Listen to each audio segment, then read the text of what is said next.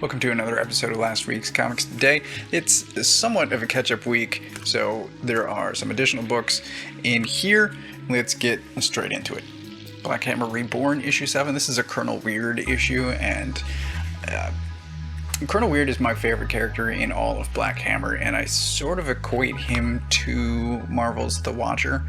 So when he shows up, I know something big is about to happen, something significant, and this is definitely building towards something. I've read Lemire talking about Black Hammer possibly ending, and I don't know if it's going to be within Reborn. It seems like there's a lot that still needs to happen here, but I think it might be soon, and I'm gonna feel terrible when that happens, but it's definitely building. And once again, if you're not reading Inspector and Sector, you should be. This is really good stuff. So, Black Hammer Reborn, as always, recommended. King Conan, issue 1. This is the James Stokoe variant cover. And I've been waiting a long time for this, since really the end of Jason Aaron's previous Conan run, when he mentioned that it would continue in King Conan, which I think was 2019. I'm not sure of the month, but this is really good. It's basically Conan on a almost deserted island with things that are trying to kill him, including CATWOMAN. So this is, there we go. It's really good. Recommended. If you don't have the previous Jason Aaron Conan series, get that. The Rush issue 2. So I really liked the first issue, and like an idiot, I didn't add this to my pull list. So I didn't realize that the second issue had come out, and when I was walking around the store, I saw this on the stands, and I had to get it. So this is one of the rare instances where I'm going to praise a letterer, because the lettering is just so good. It switches between all caps and caps and mixed case. And I don't know who this is, but I just want to praise this guy. Fantastic lettering. It's a frontier horror, is what I'm going to say. So I want to show you one panel here. I showed a hint of this when I did the video for the first issue, and just look at this. So if you're into horror comics, it seems like there's a bunch of them right now, and this is a really good one. If you're into sort of Old West frontier stories, period piece, this is exceptional. It's really good. Everything about it, the writing, the art, the lettering, fantastic.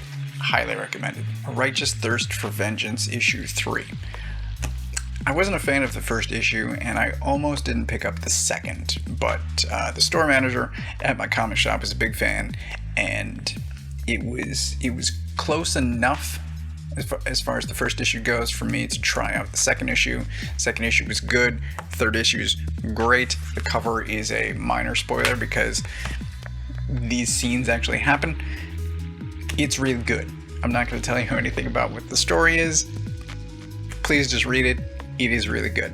There's, I think, a trade coming out in the March solicitations that are coming out right now. I recommend it. Supergirl issue 6.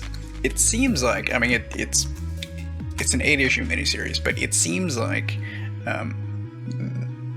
catching up with the guy that the two leads have been after this whole series is going to wrap up next issue, and I've made predictions about Supergirl in the past and have been wrong, but they're all right there.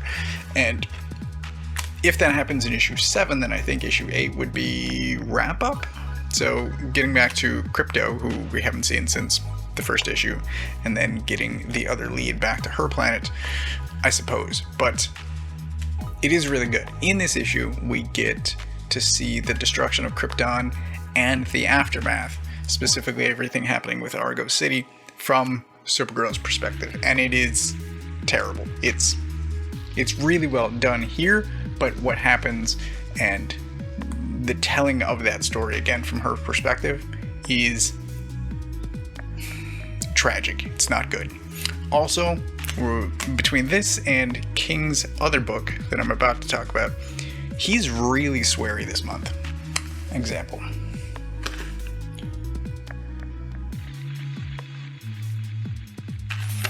So, writing's great. The art is phenomenal. I showed a piece of that just now, but let me show you this. So, we got this cover, right? I'm not gonna say that this is a spoiler, but it's really good. I'm really enjoying the series. Son of KAL-EL Annual. This is another one that came out weeks ago, and I missed it on stands. But sometimes annuals are forgettable, right? They don't really have any consequences. I think this is going to have consequences. It starts off with Lex and Superman before transitioning to John and Lex, but it is really good, and it ends in such a way where Lex is contacting someone that we've already seen in the main series, and like I said, I think this is going to have consequences. I think this is an important starting point. So, if you are at all interested in this series, this is one not to miss. Moon Knight issue 6, it's a very solid issue. In this, we get some additional information about the other Fist of Khonshu, and it is really good. The art is great. It's maybe not as mind-blowing as the Lemire and Ellis runs, but this is also really good.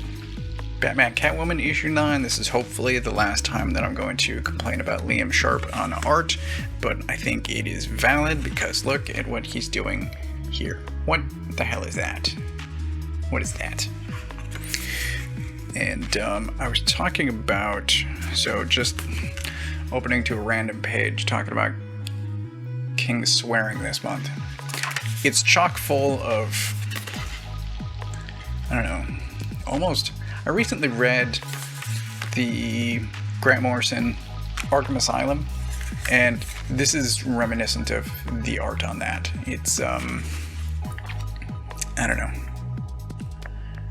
It's more expressive, and it's just in complete contrast to the Clayman stuff that came before and is going to come after. I still think it was a mistake not waiting for Clayman and just moving ahead with Liam Sharp. It's,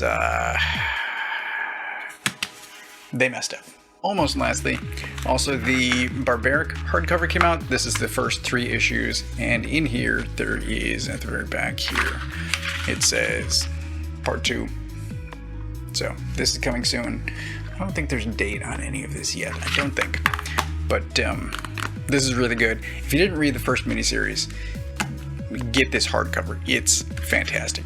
It's there's this axe that craves blood, craves violence. It talks to this guy.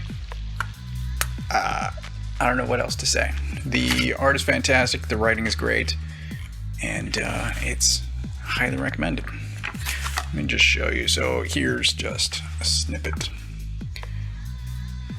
But the art is really good.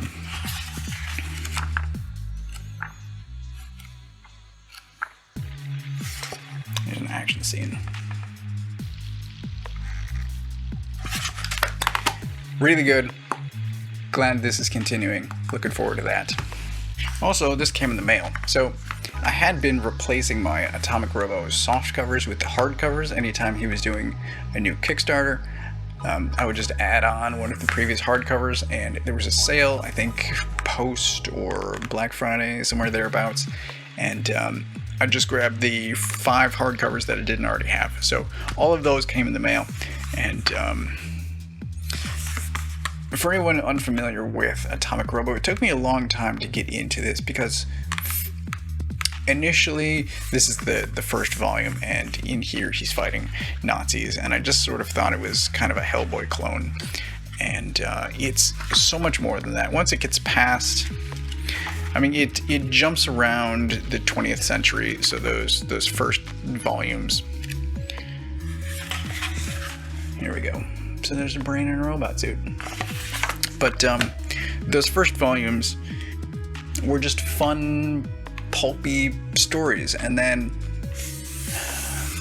I think they're up to 14 volumes at this point. I counted just before I started filming, and I think it was 14. But the story gets really deep. It's really good. The writing and art both improve as the series goes on, and it's a fantastic series. Big fan. I support these guys very much, and like I said, I was just replacing my soft covers. I had them all, replacing the soft covers with hard covers. So yeah, I have no problem giving this team money. So that's everything that I got this week. If I had to pick, well, The Rush is really good, but it didn't come out this week.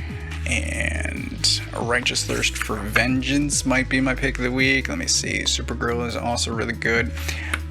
I'll go with A Righteous Thirst for Vengeance just because some of the swearing in Supergirl is really off-putting. It's weird to see that, but A Righteous Thirst for Vengeance is an exceptional book.